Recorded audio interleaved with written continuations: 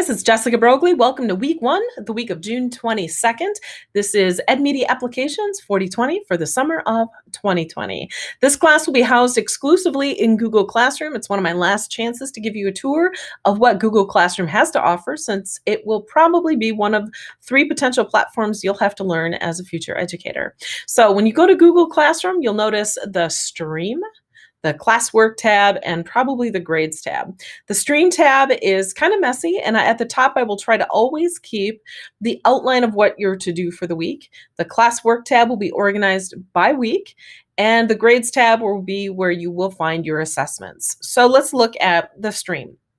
On the Stream, hopefully at the top, you will find an icon or an image to click that looks like this. Go ahead and click that. That is a single Google slide with my Bitmoji, and I'm attempting to recreate down to 106, just outlining what your to-dos are for the week. I know you're busy people, so something short, easy, one slide, a visual, okay, this is what I got to do this week. Would be very helpful. So you'll also notice upcoming due dates and a direct link to be able to launch a Google Meet request with me. So if you need to contact me, sure, you can certainly email, but if you want to talk things out, share your screen, troubleshoot your problems, you just would need to send me a Google Meet. We are not going to have a mandated time where we all must get together at this time. The learning for you is at your schedule.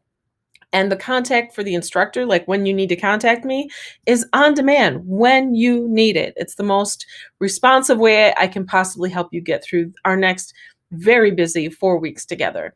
So you would click that link and invite me. If you're not sure how to launch your own Google Meet, you can certainly Google it. I will try to provide, if I haven't already, a video explaining how you would call me should you need to. So let's go back to Google Classroom. Then you can click on the Classwork tab. Notice that I have arranged it by week, hopefully giving you an increasing confidence, an increased confidence in getting through this course. So we're going to not look at the junk drawer or the weeks before. Let's look at the week of June 22nd. It's a lot of studying background information. So I want you to understand what UDL is and why it's so important. The website that I have provided is phenomenal. It's a rabbit hole. You could study it for a long time, but what I'm going to do is continue to study it. I've bookmarked it. I'm going to start writing about it on my website just to reiterate in my own mind, to solidify just how important UDL is for all students and my ability to apply it in my lesson planning and delivery of content.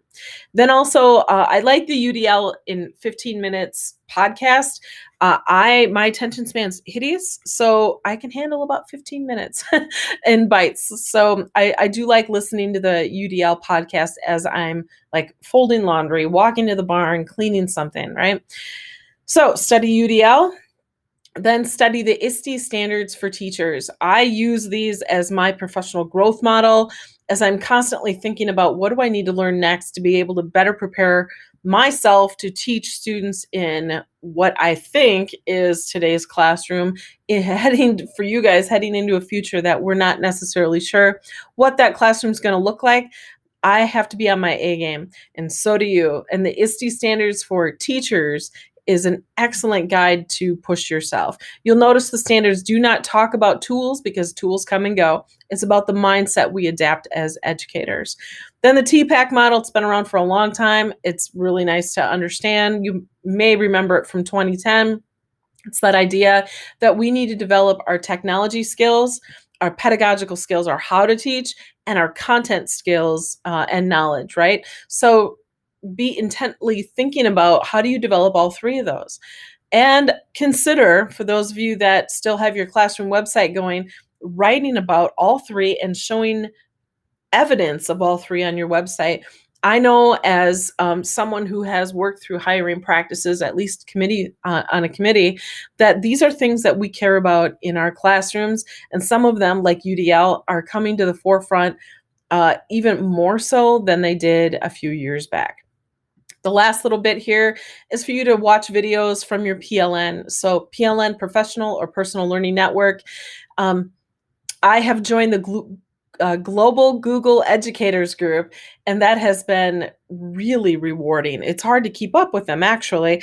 And so they have come out with a series of videos like over 15, I think, webinars or Zoom calls, etc., live YouTube streams of educators teaching other educators either things that they can learn, like tool-based, or mindsets that they can adopt.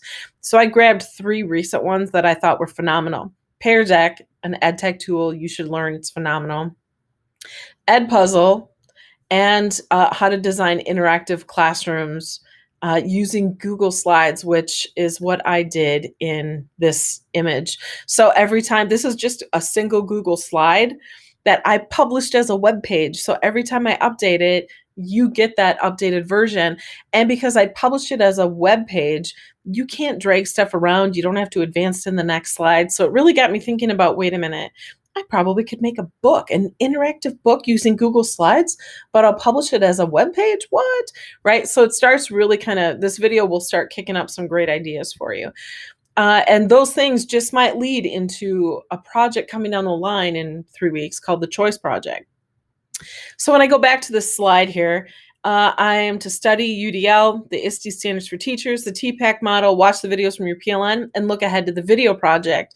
Video projects due July 3rd. So when I go down to there, I'm on the Classwork tab.